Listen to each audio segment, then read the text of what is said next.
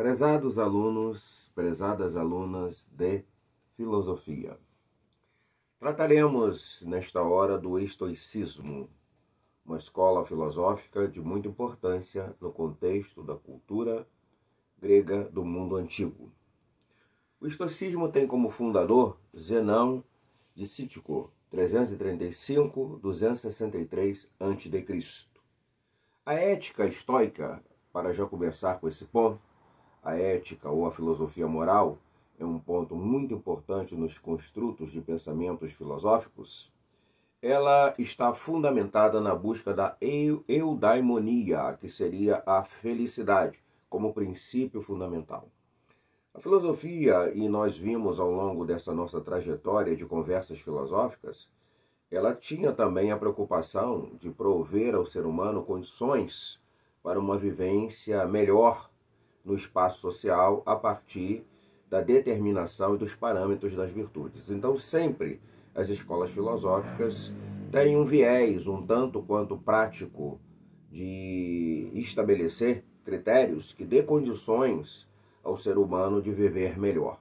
Não é apenas uma questão de teorizar, não é apenas uma questão abstrata, mas é uma questão também voltada para a concretude da vida humana e estabelecendo critérios críticos de análise dessa condição e proposições para um exercício mais adequado e mais ético dessa condição humana nas relações sociais do espaço da polis, enquanto a polis existiu, ou em qualquer outra dimensão microsocial de uma comunidade civilizatória num espaço e num tempo específico e determinado. A expressão maior da virtude é viver conforme a natureza para os estoicos. Aí é que está a grande questão, porque existiria uma espécie de harmonia cósmica, uma harmonia universal entre a realidade em si da condição humana no espaço daquilo que os sentidos alcançam, mas também para eles existiria alguma coisa para além dessa possibilidade de observação dos sentidos ou para além desse mundo natural imediato da inserção da condição da vida humana.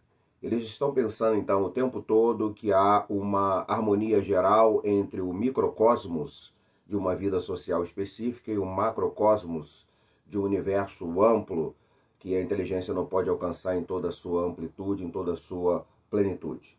Essa ideia, portanto, de uma harmonia universal é uma ideia muito importante para o pensamento estoico, já que o epicurismo já tinha a noção mais específica do aqui e agora, porque o corpo seria o elemento da determinação das possibilidades, mas no pensamento estoico há algo que vai além do corpo.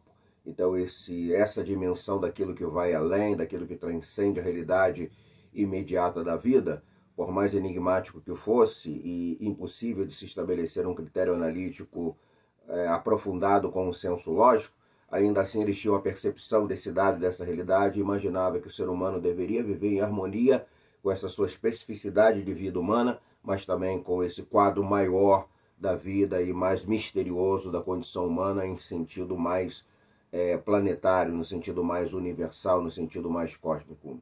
Muito bem, existe uma autonomia através da razão, que é o elemento fundamental para o pensamento estoico, e ela é alcançada na harmonia com esse logos universal. Então é a razão que dá condições ao ser humano de criar a harmonia do seu microespaço social e a harmonia do macroespaço social, onde esse logos universal estaria presente, efetivando essa possibilidade de harmonia. A natureza e a razão para eles é uma coisa só. Então o que existe é uma necessidade de aproximação desses dois universos. A razão não pode contrariar a natureza.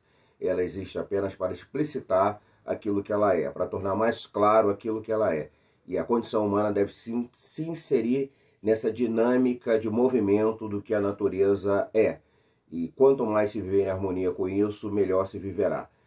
Negar esse fato, ou contradizê-lo, ou questioná-lo, não seria um bom caminho para uma vivência humana. A vivência humana precisa buscar a harmonia com o que a própria natureza determina. A filosofia estoica ela tem um rigor sistemático e ela está dividida em 3 partes, que nós poderíamos dizer a física, a lógica e a ética. Se fôssemos fazer uma analogia que eles fizeram, os pensadores estoicos, com uma árvore. Então, a física seria a raiz, porque é a realidade do micro e do macrocosmos em si. Sem realidade não existiria nada, não existiria a possibilidade de pensar alguma coisa. A realidade seria a ausência, que não permitiria nenhuma possibilidade de ação de pensamento filosófico. Essa realidade existe, então isso é a física, é a raiz nessa metáfora da árvore. A lógica seria o tronco para eles.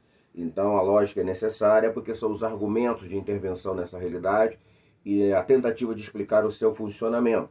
E a ética seria os frutos, o que resulta dessa ação desses argumentos dentro dessa realidade. Então, física, lógica e ética são as três palavras fundamentais para a filosofia estoica. Representaria a física, a realidade do microcosmo e do macrocosmos, a lógica, a ação e a operação dos argumentos, e a ética, a ação comportamental. E essa ação comportamental deve ser marcada por princípios e valores de virtude.